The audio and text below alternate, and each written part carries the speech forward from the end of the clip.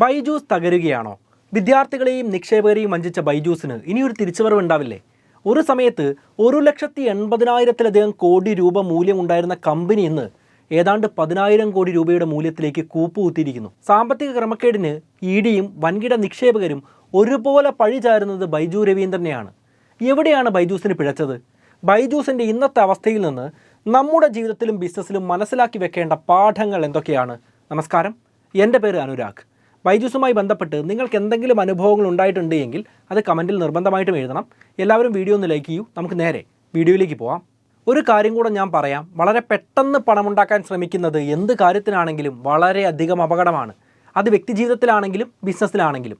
എന്നാൽ അതിമോഹം ഉപേക്ഷിച്ച് പണത്തെ നന്നായിട്ട് കൈകാര്യം ചെയ്താൽ നേട്ടങ്ങൾ വളരെ വലുതായിരിക്കും.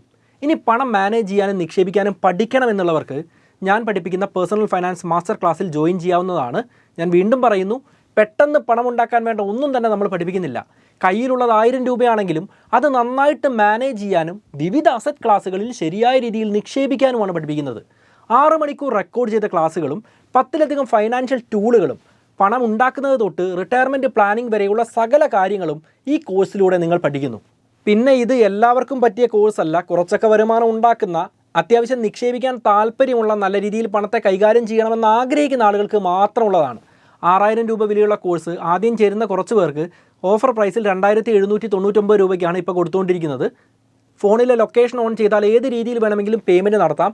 മാർക്കറ്റ് കുതിക്കുന്ന സമയമാണ്, സമയം പോയിക്കൊണ്ടിരിക്കുകയാണ്. ഇനിയും ചിന്തിച്ച് നിൽക്കണ്ട. 6-7 ദിവസം കൊണ്ട് പഠിച്ചു തീർത്ത് ഉടൻ തന്നെ നല്ല രീതിയിൽ പണം കൈകാര്യം ചെയ്യൂ, നിക്ഷേപിക്കൂ. ലിങ്കും കാര്യങ്ങളും എല്ലാം കമൻറ്റ് ബോക്സിലും ഡിസ്ക്രിപ്ഷൻ ബോക്സിലും ഉണ്ട്. വലിയ വലിയ കമ്പനികൾ ബൈജൂസിൽ വലിയ രീതിയിൽ നിക്ഷേപം നടത്തിയിട്ടുണ്ട്. ഈ നിക്ഷേപകരുടെ താല്പര്യപ്രകാരം ബൈജു രവീന്ദ്രനെയും ഭാര്യ ദിവ്യ ഗോകുൽനാഥിനെയും കമ്പനിയുടെ തലപ്പത്ത് നിന്ന് നീക്കണം എന്നതാണ് ആവശ്യം. സാമ്പത്തിക ക്രമക്കേടെന്ന ഗുരുതരമായ ആരോപണം ഉന്നയിച്ചുകൊണ്ടായിരുന്നു ഈ നടപടിക്ക് അവർ മുതിർന്നത്. ബൈജൂസ് കമ്പനിയുടെ ബോർഡ് ഓഫ് ഡയറക്ടേഴ്സിനെ തന്നെ ഉടച്ചു വാർക്കണമെന്ന ആവശ്യവും ഇവർക്കുണ്ടായിരുന്നു. ബൈജൂസിൽ വലിയ ഷെയറുള്ള 4 പ്രധാനപ്പെട്ട കമ്പനികൾ ഇതിനു മുന്നേയും ബൈജു രവീന്ദ്രനെ നേതൃസ്ഥാനത്തു നിന്ന് മാറ്റണമെന്ന ആവശ്യവുമായി നാഷണൽ കമ്പനി ലോ ട്രിബ്യൂണലിനെ സമീപിച്ചിരുന്നു. സാമ്പത്തിക ക്രമക്കേട് തന്നെയായിരുന്നു ആ സമയത്തും അവർ ഉന്നയിച്ച ആരോപണം. ഇതേ കാരണവുമായി ബന്ധപ്പെട്ട് സാമ്പത്തിക ക്രമക്കേടെന്ന ആരോപണത്തിന് പ്രത്യക്ഷമായ തെളിവുകൾ നിലനിൽക്കുന്നു എന്ന സാഹചര്യത്തിൽ ഇഡിയും ഇപ്പോൾ ബൈജു രവീന്ദ്രനെതിരെയും ബൈജൂസിനെതിരെയും അന്വേഷണം നടത്തിക്കൊണ്ടേയിരിക്കുകയാണ്. വാസ്തവത്തിൽ ബൈജു രവീന്ദ്രൻ്റെ കഥ വളരെ പ്രചോദനാത്മകമാണ്. അദ്ദേഹത്തിൻ്റെ ജീവിത കഥ നമ്മൾ കേട്ടിരിക്കേണ്ടതാണ്, മനസ്സിലാക്കേണ്ടതാണ്. കാരണം ഒരു സാധാരണക്കാരിൽ നിന്നും ശതകോടീശ്വരനിലേക്ക് ഉയർന്നു വന്നത് അദ്ദേഹത്തിൻ്റെ കഠിനാധ്വാനവും കഴിവും കൊണ്ട് തന്നെയാണ്. ഈ കാര്യങ്ങൾ ഒരു വീഡിയോ ആയി വിശദമായിട്ട് തന്നെ നമ്മൾ പറഞ്ഞിരുന്നു. ആ വീഡിയോയിൽ തന്നെ ബൈജൂസ് നടത്തിക്കൊണ്ടിരിക്കുന്ന കാര്യങ്ങളിലെ തെറ്റുകൾ നമ്മൾ എണ്ണി പറഞ്ഞിരുന്നു. എന്നാൽ ഈ സമയത്ത് ബൈജൂസിന് സംഭവിച്ചുകൊണ്ടിരിക്കുന്ന കാര്യങ്ങൾ തീർച്ചയായിട്ടും ഞെട്ടലുളവാക്കുന്നതാണ്. 2011 think and learn private limited എന്ന ഇപ്പോഴത്തെ ബൈജൂസിൻ്റെ പാരന്റ് കമ്പനി ആദ്യമായി ഇന്ത്യയിൽ രജിസ്റ്റർ ചെയ്യപ്പെടുന്നത്. അതിനു മുന്നേ തന്നെ ഇന്ത്യയിൽ ഉടനീളമുള്ള വിദ്യാർത്ഥികൾക്ക് പ്രചോദനമായ വലിയ സ്റ്റേഡിയം സൈസ് ക്ലാസ് റൂമുകളിൽ ആയിരക്കണക്കിന് വിദ്യാർത്ഥികളെ ഇരുത്തി കണക്ക് പഠിപ്പിച്ച പ്രഗത്ഭനായ, രാജ്യത്തെ വിദ്യാർത്ഥികൾക്ക് ഇൻസ്പിറേഷനായ ഒരു അധ്യാപകനായിരുന്നു ബൈജു രവീന്ദ്രൻ. അദ്ദേഹത്തിൻ്റെ കഴിവിൽ നമുക്കാർക്കും തർക്കമില്ലതാനും. 2015 ആയപ്പോഴാണ് ഡിജിറ്റൽ മേഖലയിലേക്ക് ബൈജൂസ് കടക്കുന്നത്. 2015 കാലഘട്ടം നമുക്കറിയാം, എല്ലാവരും ആപ്പ് ഉണ്ടാക്കാൻ നടന്ന കാലഘട്ടമായിരുന്നു. ആപ്പുകൾ ഒരുപാട് ഹിറ്റായ കാലഘട്ടമായിരുന്നു. ഈ സമയത്ത് ബൈജൂസ് ലേണിംഗ് ആപ്പ് വിപണിയിലേക്ക് എത്തുന്നു. വലിയ രീതിയിൽ അതൊരു ഹിറ്റായിട്ട് മാറി. പേ ചെയ്ത് ബൈജൂസ് ആപ്പ് ഉപയോഗിക്കുന്ന ആളുകളുടെ എണ്ണം വളരെ പെട്ടെന്ന് തന്നെ കൂടി വന്നു. 2010 ശേഷം ഇന്ത്യയിൽ വലിയ രീതിയിൽ ആപ്പുകൾ ഉയർന്നു വന്ന് ലാഭം ഉണ്ടാക്കിക്കൊണ്ടിരുന്ന ഒരു കാലഘട്ടമായതുകൊണ്ട് തന്നെ വലിയ രീതിയിൽ ബൈജൂസ് ശ്രദ്ധിക്കപ്പെട്ടു. ലാഭം ഉണ്ടാക്കിക്കൊണ്ടിരിക്കുന്ന ഒരു കമ്പനിയാണല്ലോ. വലിയ രീതിയിലുള്ള നിക്ഷേപം നേടാനും ആ കമ്പനിക്ക് സാധിക്കുന്നുണ്ട്. 1ഉം 2ഉം ഷെയറുകൾ വാങ്ങുന്ന റീറ്റെയിൽ ഇൻവെസ്റ്റേഴ്സ് ആയിരുന്നില്ല. സെക്വ ക്യാപിറ്റൽ, രഞ്ജൻ പൈ പോലുള്ള വലിയ കമ്പനികൾ കോടിക്കണക്കിന് രൂപയായിരുന്നു ബൈജൂസിൽ നിക്ഷേപിച്ചത്. വലിയ രീതിയിൽ ബൈജൂസിലേക്ക് പണം ഒഴുകിയെത്തുന്നു. അതേസമയം തന്നെ വിദ്യാർത്ഥികൾക്ക് ബൈജൂസ് വളരെയധികം ഇഷ്ടമാവുന്നു. ഇന്ത്യയിൽ ബൈജൂസ് അതിവേഗമായിരുന്നു കുതിച്ചുയർന്നത്. 2017 ബ്ലൂംബർഗിന് നൽകിയ ഇൻ്റർവ്യൂവിൽ ബൈജു രവീന്ദ്രൻ ഒരു കാര്യം പറയുന്നുണ്ട്. ഞാൻ സ്വയമായിരുന്നു പഠിച്ചിരുന്നത്, അതുകൊണ്ട് എനിക്ക് മറ്റുള്ളവരെ പഠിപ്പിക്കാനും ഇഷ്ടമാണ്. മറ്റുള്ളവരെ പഠിപ്പിക്കാൻ ഇഷ്ടമുള്ള നല്ലൊരു അധ്യാപകനായൊരു വ്യക്തി ഒരു ആപ്പ് തുടങ്ങുന്നു. വലിയ രീതിയിൽ അത് ഹിറ്റായിട്ട് മാറുന്നു. 2019 ലോകമൊട്ടുക്കെ കൊറോണ വന്നു. എല്ലാവരും അടച്ച് വീട്ടിലിരിപ്പായി. കുട്ടികൾക്ക് പഠിക്കാൻ പോകാൻ പറ്റാത്ത സാഹചര്യം വന്നു. ഈ സമയത്ത് മാർക്കറ്റിൽ ഉണ്ടായിരുന്ന ലീഡർ ബൈജൂസ് ആയിരുന്നു. ഒരുപാട് ആളുകൾ ബൈജൂസിന് ഒപ്റ്റ് ചെയ്തു. കുട്ടികൾ വീട്ടിലിരുന്ന് നല്ല രീതിയിൽ പഠിച്ചു. ആ സമയത്ത് വന്ന വാല്യുവേഷൻ പ്രകാരം 22 ബില്യൺ വാല്യുവേഷനുമായി, ശ്രദ്ധിക്കണം, മില്യൺ അല്ല ബില്യൺ വാല്യുവേഷനുമായി ലോകത്തിലെ തന്നെ ഏറ്റവും മൂല്യമുള്ള എഡ്ടെക് സ്റ്റാർട്ടപ്പായി മാറി ബൈജൂസ് ലേണിംഗ് ആപ്പ്. ഒരുപാട് പണം ഒഴുകിയെത്തുന്നു, ധാരാളം പേർ ബൈജൂസിൽ ജോലി ചെയ്യുന്നു. ബൈജൂസ് ആ സമയത്ത് ചെയ്തത് അഗ്രസീവ് ഗ്രോത്തിനുള്ള ശ്രമമായിരുന്നു. ലോകമൊട്ടുക്കെ പടർന്ന് പന്തലിക്കാനാണ് ബൈജൂസ് ആഗ്രഹിച്ചത്. വളരെ പെട്ടെന്ന് പണമുണ്ടാക്കാനുള്ള ശ്രമങ്ങൾ ബൈജൂസിൻ്റെ ഭാഗത്തു നിന്നുണ്ടായി. അതിൻ്റെ ഭാഗമായി തന്നെ ലോകമെമ്പാടുമുള്ള വലിയ വലിയ കമ്പനികളെ പലപ്പോഴും ആ കമ്പനികൾ അർഹിക്കുന്നതിലും അധികം വില കൊടുത്തു പോലും ബൈജൂസ് അക്വയർ ചെയ്തു. പക്ഷെ കൊറോണ പിന്നെയും നീണ്ടുന്നില്ല. ലോക്ക്ഡൗൺ അവസാനിച്ചു, കാര്യങ്ങളെല്ലാം പഴയപടിയായ സമയത്ത് ലോകമെമ്പാടുമുള്ള എഡ്ടെക് പ്ലാറ്റ്ഫോമുകളെല്ലാം തന്നെ വീഴ്ചയിലേക്ക് കൂപ്പുകൊത്തിക്കൊണ്ടിരുന്ന സമയമായിരുന്നു. എഡ്ടെക് പ്ലാറ്റ്ഫോമുകൾ മാത്രമായിരുന്നില്ല, ലോകമെമ്പാടുമുള്ള ടെക് ഇൻഡസ്ട്രിയെ തന്നെ കൊറോണ മാറിയത് വലിയ രീതിയിൽ സ്വാധീനിച്ചിട്ടുണ്ട്. അതിൻ്റെ ഭാഗമായി തന്നെ മെറ്റയിൽ നിന്നും ആമസോണിൽ നിന്നും IBMൽ നിന്നും ഇന്റലിൽ നിന്നും എല്ലാം ധാരാളം പേരെ പിരിച്ചുവിട്ടിരുന്നു. ഇതേ കാര്യം തന്നെ ബൈജൂസിലും സംഭവിച്ചു. നമുക്കറിയാമല്ലേ, കൊറോണ മാറിയ സമയത്ത് സ്വാഭാവികമായും ഒരു ഇടിവുണ്ടാവും. ആ കാര്യം മാത്രമായിരുന്നില്ല ബൈജൂസിൽ സംഭവിച്ചത്. 2023 കമ്പനിയുടെ വാല്യുവേഷൻ കണക്കാക്കിയപ്പോൾ അത് 3 ബില്യണിൽ താഴെ മാത്രമായിരുന്നു. 22 ബില്യൺ വാല്യുവേഷൻ ഉണ്ടായിരുന്ന കമ്പനി വെറും 3 ബില്യണിലേക്ക് കൂപ്പുകുത്തി. 75% ഇടിവാണ് കമ്പനിയുടെ വാല്യുവേഷനിൽ രേഖപ്പെടുത്തിയത്. എന്നാൽ എങ്ങനെയാണിത് സംഭവിച്ചത്? എവിടെയാണ് ബൈജൂസിന് പിഴച്ചത്?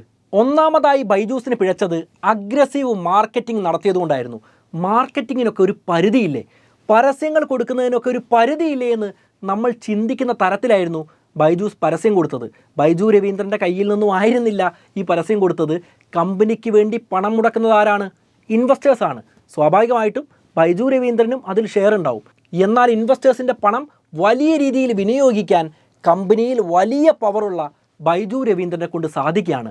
അതുകൊണ്ട് ചെറിയ രീതിയിലായിരുന്നില്ല ഇവർ പരസ്യം കൊടുത്തത്. കമ്പനിയുടെ ആകെ ചെലവുകൾ നോക്കിയാൽ അതിലേറ്റവും അധികമായി നിന്നത് ഈ പരസ്യം കൊടുത്തതിൻ്റെ പണമായിരുന്നു. മാർക്കറ്റിന് വേണ്ടി ചെലവഴിച്ച പണത്തിൻ്റെ അളവ് വെച്ച് നോക്കുമ്പോൾ പ്രൊഡക്റ്റിൻ്റെ ക്വാളിറ്റി കൂട്ടാൻ അവർ വിനിയോഗിച്ച പണം വളരെ കുറവാണ്. ഇത്രയും പരസ്യം കൊടുക്കുന്നതിന് പകരം ആളുകൾക്ക് ഉപകാരപ്രദമായ രീതിയിൽ തങ്ങളുടെ പ്രൊഡക്റ്റിനെ കുറച്ചുകൂടെ നന്നാക്കാനുള്ള ശ്രമങ്ങൾ അവരുടെ ഭാഗത്തു നിന്നുണ്ടായിരുന്നുവെങ്കിൽ ഒരുപക്ഷെ വാല്യുവേഷൻ ഇത്രത്തോളം ഇടിയില്ലായിരുന്നു. 2020 899 കോടിയും 2021 2251 കോടിയുമായിരുന്നു പരസ്യങ്ങൾക്ക് വേണ്ടി കമ്പനി ചെലവഴിച്ചത്. ഇന്ത്യയിലെ തന്നെ ഏറ്റവും വലിയ സ്റ്റാറായ ഷാറൂഖ് ഖാനുമാണ് അവരുടെ പരസ്യത്തിൽ അഭിനയിച്ചത്. മലയാളത്തിൽ നിന്ന് നമുക്ക് നോക്കിക്കഴിഞ്ഞാൽ അറിയാം, മലയാളത്തിലെ ഏറ്റവും വലിയ സ്റ്റാറായ മോഹൻലാലാണ് അവരുടെ പരസ്യത്തിൽ അഭിനയിച്ചിരുന്നത്. ആഗോള തലത്തിൽ നോക്കിയാൽ സാക്ഷാൽ ലയണൽ മെസ്സിയാണ്. മെസ്സിയെ കൊണ്ടൊരു ഇന്ത്യൻ കമ്പനി പരസ്യം ചെയ്യുക, ആ കമ്പനിയുടെ ഗ്ലോബൽ അംബാസിഡർ ആക്കുക എന്നൊക്കെ പറഞ്ഞാൽ എന്തായിരിക്കും റേഞ്ച്? എത്രത്തോളം പണം അതിനുവേണ്ടി കൊടുത്തിട്ടുണ്ടാവും? ഇതൊന്നും പോരാതെ ഇന്ത്യൻ ക്രിക്കറ്റ് ടീമിൻ്റെ ഒഫീഷ്യൽ സ്പോൺസേഴ്സ് ആവാനും ഖത്തർ ഫിഫ ഫുട്ബോൾ വേൾഡ് കപ്പിൻ്റെ ഒഫീഷ്യൽ സ്പോൺസേഴ്സ് ആവാനും ഇവർക്ക് സാധിക്കുന്നുണ്ട്. പണം മാർക്കറ്റിങ്ങിന് വേണ്ടി അത്രത്തോളം അവർ വിനിയോഗിച്ചു. ആ സമയത്തും കമ്പനി നഷ്ടത്തിലേക്ക് പോവുകയായിരുന്നു എന്ന കാര്യം മനഃപൂർവ്വം അവർ വിസ്മരിച്ചു. രണ്ടാമതായി കമ്പനിക്ക് പിഴച്ചത് ഇമോഷണൽ സെല്ലിംഗ് നടത്തിയതുകൊണ്ടായിരുന്നു. കമ്പനിക്ക് ലാഭം വേണം, എല്ലാ ബിസിനസ് നടത്തുന്നത് ലാഭം ഉണ്ടാക്കാൻ വേണ്ടി തന്നെയാണ്. പക്ഷേ ഇന്ത്യയിലെ പാവങ്ങളെ ഇമോഷണലി ടാർഗറ്റ് ചെയ്യാൻ ബൈജൂസ് ശ്രമിച്ചു എന്നത് ഇത്ര നിഷേധിച്ചാലും ഒരു സത്യം തന്നെയാണ്. ബൈജൂസിൻ്റെ പ്രൊഡക്ട്സ് വിൽക്കുന്ന ആളുകൾക്ക്, സെയിൽസ് ടീമിന് നല്ല സാലറി ഉണ്ടായിരുന്നു. ഞാനൊക്കെ കോളേജിൽ പഠിച്ച സമയത്ത് ബൈജൂസിൻ്റെ സെയിൽസ് ടീമിലേക്കെങ്കിലും, പലരും പഠിപ്പിക്കാനാണ് ഇഷ്ടപ്പെട്ടത്, എന്നാലും സെയിൽസ് ടീമിലേക്കെങ്കിലും തിരഞ്ഞെടുക്കാൻ ഒരുപാട് പേർക്ക് വലിയ താല്പര്യം ഉണ്ടായിരുന്നു. കാരണം ആ സമയത്ത് തന്നെ 80,000 രൂപയൊക്കെയായിരുന്നു ഒരു മാസം അവർ സെയിൽസ് ടീമിന് കൊടുത്തിരുന്നത്. അതുകൊണ്ട് തന്നെ ഈ സെയിൽസ് ടീമിലെ ആളുകൾക്ക് ഇത്രത്തോളം കച്ചവടം ഉണ്ടാക്കണമെന്ന ടാർഗറ്റും ഉണ്ടായിരുന്നു. ടാർഗറ്റ് അച്ചീവ് ചെയ്തില്ലെങ്കിൽ സ്വാഭാവികമായിട്ടും വലിയ രീതിയിൽ കിട്ടുന്ന ശമ്പളം ഇല്ലാതെയാവും. ഈ ശമ്പളം മുന്നിൽ കണ്ടുകൊണ്ടായിരിക്കും EMIയിൽ വലിയ സാധനമൊക്കെ എടുത്തിട്ടുണ്ടാവുക. അപ്പോൾ ഏത് വിധേനയും കച്ചവടം കൂട്ടാൻ അവർ നിർബന്ധിതരാവുകയാണ്. ഇതേ കാരണം കൊണ്ട് തന്നെ ഇന്ത്യയിലെ പാവപ്പെട്ട മാതാപിതാക്കളെ സമീപിച്ച് അവർ കുട്ടികളെക്കുറിച്ച് മോശം കാര്യങ്ങൾ പറഞ്ഞു. നിങ്ങളുടെ കുട്ടിക്ക് വിവരമില്ലാതാവുന്നത്, നിങ്ങളുടെ കുട്ടിക്ക് ബുദ്ധിയില്ലാതാവുന്നത് നിങ്ങൾ ഈ സാധനം മേടിച്ചു കൊടുക്കാത്തത് കൊണ്ടാണ്. ബൈജൂസ് ലേണിംഗ് ആപ്പിൽ എൻറോൾ ചെയ്യാതിരുന്നാൽ നിങ്ങളുടെ കുട്ടി നിങ്ങളെപ്പോലെ ആയിപ്പോവും. പാവപ്പെട്ട പണമില്ലാത്ത സാധാരണക്കാരനോട് പറയാണ്, അവരുടെ കുട്ടി നിങ്ങളെപ്പോലെ ആയിപ്പോവും, നിങ്ങളെപ്പോലെ ഒന്നും ഇല്ലാത്ത ആളായി പോവും, ഇത്രത്തോളം കഷ്ടപ്പെട്ട് കൂലിപ്പണി എടുക്കുന്ന ആളായി പോവും. നിങ്ങളുടെ കുട്ടിയോട് നിങ്ങൾ ദ്രോഹം ചെയ്യരുത്, അതുകൊണ്ട് ഇത് മേടിക്കണം. ഈ പാവങ്ങൾ ഇത് കേട്ട് കുട്ടികളോടുള്ള സ്നേഹം കൊണ്ട് ബൈജൂസ് ആപ്പ് മേടിക്കാൻ വേണ്ടി തുടങ്ങി. ഇത് മേടിക്കാൻ വേണ്ടി തുടങ്ങിയെന്ന് മാത്രമല്ല, 1000 രൂപ അടച്ചാൽ മതി, 2000 രൂപ അടച്ചാൽ മതി എന്നതൊക്കെയായിരുന്നു ആദ്യ സമയങ്ങളിലെ വാഗ്ദാനങ്ങൾ. ആ പാവങ്ങളുടെ ഫോൺ എടുത്ത് ഞാനെല്ലാം ശരിയാക്കി തരാമെന്ന് പറയുന്ന സെയിൽസ് എക്സിക്യൂട്ടീവ് ചെയ്തത് ബൈജൂസുമായി ബന്ധമുള്ള തേർഡ് പാർട്ടികളിൽ നിന്ന് ലോൺ സാങ്ഷനാക്കി കൊടുക്കുകയായിരുന്നു. ആ പാവങ്ങൾ അറിയാതെ അവരുടെ ഫോൺ ഉപയോഗിച്ച് അവർക്ക് വേണ്ടി ലോൺ ശരിയാക്കി കൊടുത്തു. ഇങ്ങനെ ലോൺ ശരിയാക്കിയാൽ മാസാമാസം പണം അടയ്ക്കണമല്ലോ. തൊട്ടടുത്ത മാസങ്ങളിൽ ലോൺ ഡ്യൂവിനെ കുറിച്ചുള്ള മെസ്സേജുകൾ വന്നപ്പോഴാണ് അമളി പറ്റിയ വിവരം ഇവർ തിരിച്ചറിഞ്ഞത്.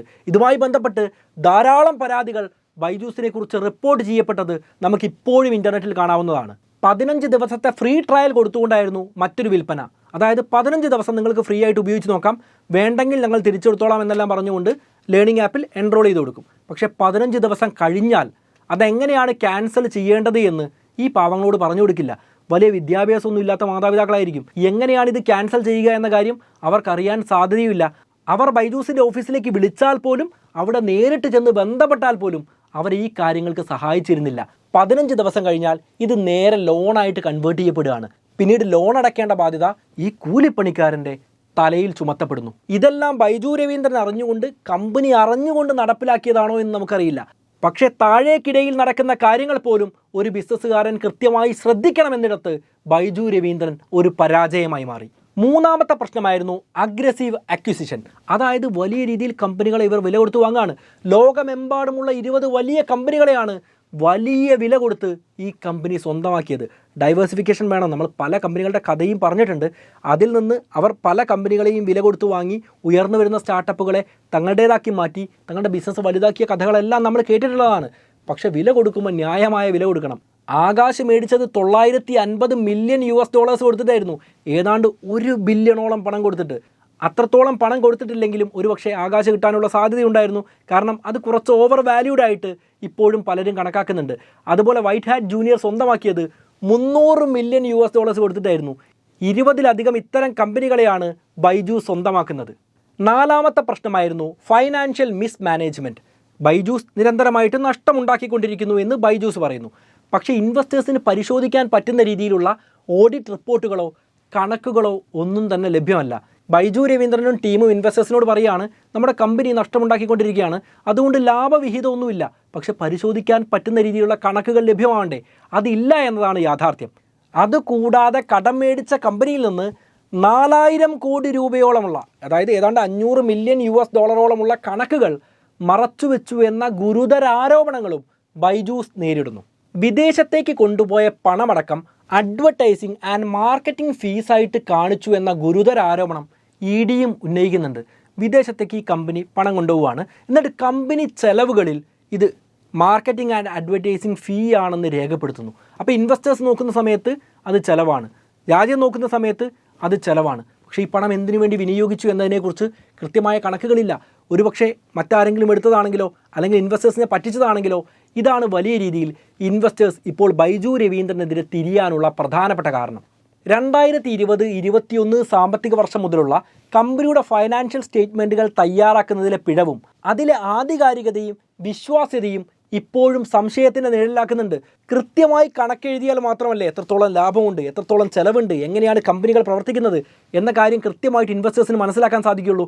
അതുകൊണ്ട് തന്നെ ആ കാര്യത്തിലും വലിയ രീതിയിലുള്ള പിഴവുകൾ ബൈജൂസ് നടത്തി എന്ന ആരോപണം ഇപ്പോഴും നിലനിൽക്കുകയാണ്. കമ്പനിയുടെ ഈ കണക്കുകളിലെ പ്രശ്നങ്ങളും കാര്യങ്ങളുമെല്ലാം കൃത്യമായിട്ട് ഓഡിറ്റ് ചെയ്ത് ശരിയാക്കി കൃത്യമായ കണക്കുകൾ ഗവൺമെൻറ്റിന് മുന്നിൽ വെക്കാൻ ചുമതലപ്പെട്ടത് ഡിലോയിറ്റ് എന്ന ലോക പ്രശസ്ത അക്കൗണ്ടിംഗ് കമ്പനിയായിരുന്നു. പക്ഷേ ഈ കണക്കുകൾ ശരിയാക്കാൻ തങ്ങളെക്കൊണ്ട് സാധിക്കില്ല എന്ന് പറഞ്ഞുകൊണ്ട് അവർ സ്ഥാനമൊഴിയുന്ന സാഹചര്യം പോലും ഉണ്ടായി. അപ്പോൾ കണക്കിൽ എന്തുമാത്രം മിസ്മാനേജ്മെൻറ്റുകൾ ഉണ്ട് എന്ന കാര്യം നമുക്ക് ചിന്തിച്ചാൽ മാത്രം മതി. മേൽപ്പറഞ്ഞ 4 കാര്യങ്ങളിലെ അഗ്രസീവ് മാർക്കറ്റിങ്ങും അഗ്രസീവ് അക്വിസിഷനും ആ കമ്പനിയുടെ മാത്രം താല്പര്യമാണ്. അവർ ഒരുപാട് പണം കൊടുത്ത് മാർക്കറ്റിംഗ് നടത്തണോ പരസ്യം ചെയ്യണോ എന്നതെല്ലാം ബൈജൂസിൻ്റെ താല്പര്യമാണ്. അവർ ഒരുപാട് പണം കൊടുത്ത് ഒരുപാട് കമ്പനികളെ മേടിക്കണോ വേണ്ടയോ എന്ന കാര്യവും അവരുടെ മാത്രം താല്പര്യമാണ്. പക്ഷേ ഇമോഷണൽ സെല്ലിംഗ്, അതായത് ഇന്ത്യൻ മാർക്കറ്റിലെ വിദ്യാർത്ഥികളെയും കുടുംബങ്ങളെയും ചൂഷണം ചെയ്ത് പ്രൊഡക്റ്റ് വിൽക്കുക എന്നത് ശരിയായിട്ടുള്ള ഒരു കാര്യമല്ല. അതുപോലെ പണത്തിൻ്റെ കണക്കുകളിലെ തെറ്റുകളും നികുതി സംബന്ധിച്ച കാര്യങ്ങളും രാജ്യത്തെ സംബന്ധിച്ചിടത്തോളം വലിയ വിഷയമാണ്. ആദ്യത്തെ 2 കാര്യങ്ങൾ ആ കമ്പനിക്ക് തീരുമാനിക്കാവുന്നതാണ്. പക്ഷേ പിന്നീടുള്ള 2 കാര്യങ്ങൾ നമ്മളെയും രാജ്യത്തെയും വലിയ രീതിയിൽ ബാധിക്കുന്നതാണ്. കമ്പനിയുമായി ബന്ധപ്പെട്ടുള്ള കണക്കിലെ പിഴവുകൾ എന്ന ആരോപണം ബൈജൂസ് കമ്പനി ഇതിനോടകം തള്ളിക്കളഞ്ഞിട്ടുണ്ട്. പല കാര്യങ്ങളിലും അന്വേഷണം നടക്കുകയാണ്, ചില കേസുകളെല്ലാം കോടതിയിലുമാണ്. അതിൻ്റെ വിധി വരേണ്ടതുണ്ട്. ആ സമയത്ത് മാത്രമേ കൃത്യമായ കാര്യങ്ങൾ നമുക്ക് അറിയാനും സാധിക്കുകയുള്ളൂ. ബൈജൂസ് തകരുമോ എന്നതാണ് രണ്ടാമത്തെ ചോദ്യം. എന്നാൽ നമ്മൾ മനസ്സിലാക്കേണ്ടത് ബൈജൂസ് ഒരു കമ്പനിയല്ല, ഒരുപാട് കമ്പനികളാണ്. ബൈജൂസ് ലേണിംഗ് ആപ്പ് തകർന്നാലും അത് മേടിച്ചിട്ടുള്ള മറ്റനേകം കമ്പനികൾ ഇപ്പോഴും നിലനിൽക്കുന്നു. അതുകൊണ്ട് തന്നെ ഈ അക്വയറിങ്ങിൻ്റെ ഒരു ദോഷമെന്ന് പറയുമ്പോൾ ഒരു ഗുണവും അത് തന്നെയാണ്. കമ്പനി നേരിടുന്ന ആരോപണങ്ങളെ കമ്പനി തള്ളിക്കളയുന്നുണ്ട്. ഇനി ഒരു പക്ഷേ കോടതിയിൽ എത്തിയേക്കാം, കമ്പനി വിജയിച്ചേക്കാം, പൂർവാധികം ശക്തിയോടെ തിരിച്ചു വരാനും സാധ്യതയേറെയാണ്. ഇത്ര വലിയൊരു കമ്പനിയായി പടർന്ന് പന്തലിച്ചതുകൊണ്ട് അവരുടെ ഇൻഫ്രാസ്ട്രക്ചറും സപ്ലൈ ചെയിനും വളരെ സ്ട്രോങ് ആണ്.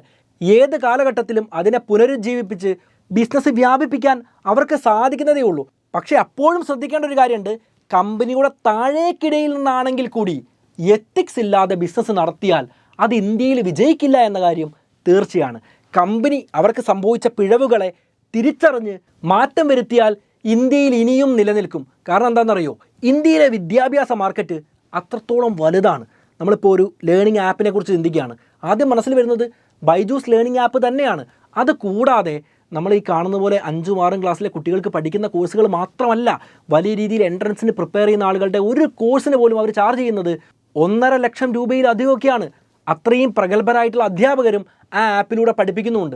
ഇനി നമ്മൾ ബൈജൂസ് ആപ്പിൻ്റെ കഥയിൽ നിന്നും മനസ്സിലാക്കേണ്ട ഒരു കാര്യം, നമ്മൾ ബിസിനസ് നടത്തുന്നുണ്ട് എങ്കിൽ കണക്കുകൾ കൃത്യമായിരിക്കണം. ഏറ്റവും അവസാനം ചെന്ന് കണക്കുകളെല്ലാം ശരിയാക്കാൻ നോക്കിക്കഴിഞ്ഞാൽ ഒരുപക്ഷെ ഗവൺമെൻറ്റിന് ബോധിക്കുന്ന രീതിയിൽ, ഇൻവെസ്റ്റേഴ്സിന് ബോധിക്കുന്ന രീതിയിൽ അത് അവതരിപ്പിക്കാൻ സാധിക്കണമെന്നില്ല. രണ്ടാമത്തെ കാര്യം, വിദേശത്തേക്ക് ഒരു സാധനം കയറ്റി അയക്കുക അല്ലെങ്കിൽ വിദേശത്തേക്ക് പണം കൊണ്ടുപോവുക തുടങ്ങിയ കാര്യങ്ങളൊക്കെ ചെയ്യുകയാണെങ്കിൽ, വിദേശ രാജ്യങ്ങളുമായി ബന്ധപ്പെട്ട കാര്യങ്ങളാണെങ്കിൽ പ്രത്യേകിച്ചും ഇന്ത്യയിൽ നടക്കുന്ന കാര്യങ്ങളാണെങ്കിലും എല്ലാ ഗവൺമെൻറ് റെഗുലേഷൻസും കൃത്യമായിട്ട് പാലിച്ചിരിക്കണം. മൂന്നാമത്തെ കാര്യം, നമ്മൾ ഒരുപാട് അഗ്രസീവ് ആവാൻ പാടില്ല. പെട്ടെന്ന് പണം ഉണ്ടാക്കുക എന്ന ചിന്ത ഒരിക്കലും നമ്മുടെ മനസ്സിലുണ്ടാവാൻ പാടില്ല. ബിസിനസ് കൂടുതൽ വലുതാക്കാനുള്ള ആഗ്രഹവും സ്വപ്നവും അതിനുവേണ്ടി കഠിന പ്രയത്നവും നമ്മൾ നടത്തേണ്ടതാണ്. ആ സമയത്തും അഗ്രസീവ് ആയാൽ ഒരുപക്ഷെ എത്തിക്സ് നമ്മുടെ കയ്യിൽ നിന്ന് പോകും. പണം കൂടുതൽ ഉണ്ടാക്കണമെന്ന് എപ്പോഴും ചിന്തിച്ചു കഴിഞ്ഞാൽ ഒരുപക്ഷെ നമ്മൾ എത്തിക്സ് ഇല്ലാതെ പ്രവർത്തിക്കേണ്ടി വരും. അപ്പോൾ ആദ്യം നമ്മുടെ മനസ്സിനും നമ്മുടെ എത്തിക്സിനും ഒക്കെ പ്രാധാന്യം കൊടുക്കുക, അതിനുശേഷം മാത്രം പണത്തിന് പ്രാധാന്യം കൽപ്പിക്കുക. അപ്പോൾ കാര്യങ്ങൾ എന്താണെങ്കിലും ബൈജൂസ് ആപ്പിനെ കുറിച്ചുള്ള ഈ കാര്യങ്ങളെല്ലാം കൃത്യമായിട്ട് നിങ്ങൾക്ക് മനസ്സിലായിട്ടുണ്ടാവുമെന്ന് ഞാൻ വിശ്വസിക്കുകയാണ്. ഒരു കാര്യത്തിൽ നമുക്ക് സംശയമില്ല, ബൈജു രവീന്ദ്രൻ്റെ കഥ നമുക്ക് എല്ലാവർക്കും പ്രചോദനമാവുന്നത് തന്നെയാണ്. പക്ഷെ എപ്പോഴും പ്രചോദനമാവുന്ന കാര്യങ്ങൾ മാത്രം പഠിച്ചാൽ നമുക്ക് വിജയിക്കാൻ സാധിക്കണമെന്നില്ല. അവർക്ക് സംഭവിച്ച തെറ്റുകൾ, പിഴവുകൾ, ഈ കാര്യങ്ങൾ കൂടെ നമ്മൾ മനസ്സിലാക്കണം. ആ പിഴവുകൾ ആവർത്തിക്കാതിരിക്കാനും അത് നമ്മുടെ ജീവിതത്തിൽ സംഭവിക്കാതിരിക്കാനുമാണ് ഇത്തരം കാര്യങ്ങൾ നമ്മൾ കേൾക്കുന്നത്.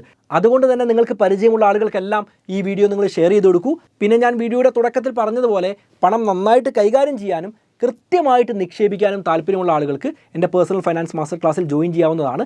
ലോകത്തിൻ്റെ ഏത് ഭാഗത്തിരുന്നും ഏത് സമയത്തും നിങ്ങളുടെ ഇഷ്ടത്തിനനുസരിച്ച് നിങ്ങൾക്ക് കണ്ടു തീർക്കാൻ പറ്റുന്നതാണ്. 6 മണിക്കൂർ മാത്രമേ ക്ലാസ്സുകളുള്ളൂ. 10ലധികം ഫൈനാൻഷ്യൽ ടൂളുകൾ നിങ്ങൾക്ക് കിട്ടും. പണം ഉണ്ടാക്കാനും കൈകാര്യം ചെയ്യാനും നല്ല രീതിയിൽ നിക്ഷേപിക്കാനും ടാക്സ് പ്ലാൻ ചെയ്യാനും റിട്ടയർമെൻറ്റ് പ്ലാൻ ചെയ്യാനും എല്ലാം വ്യക്തമായിട്ട് ഈ കോഴ്സിലൂടെ നിങ്ങൾ പഠിക്കുന്നതാണ്. പിന്നെ പറഞ്ഞതുപോലെ പെട്ടെന്ന് പണം ഉണ്ടാക്കാം എന്ന ആഗ്രഹവുമായിട്ട് ആരും ജോയിൻ ചെയ്യേണ്ടതില്ല. 1000 രൂപയാണ് കയ്യിലുള്ളത് എങ്കിലും അത് കൃത്യമായിട്ട് മാനേജ് ചെയ്യാനും നിക്ഷേപിക്കാനും സയൻറ്റിഫിക്കായിട്ട് പഠിക്കണം എന്ന താല്പര്യമുള്ള ആളുകൾ മാത്രം ജോയിൻ ചെയ്താൽ മതി. ലിങ്കും കാര്യങ്ങളും എല്ലാം കമൻറ്റ് ബോക്സിലും ഡിസ്ക്രിപ്ഷൻ ബോക്സിലും ഉണ്ട്. ഇനിയും സമയം വൈകിപ്പിക്കേണ്ടതില്ല, ഇപ്പം തന്നെ ചെക്ക് ചെയ്യൂ. നമുക്കെന്തായാലും മറ്റൊരു നല്ല വിഷയവുമായിട്ട് വീണ്ടും കണ്ടുമുട്ടാം. It's me Anurag, signing off.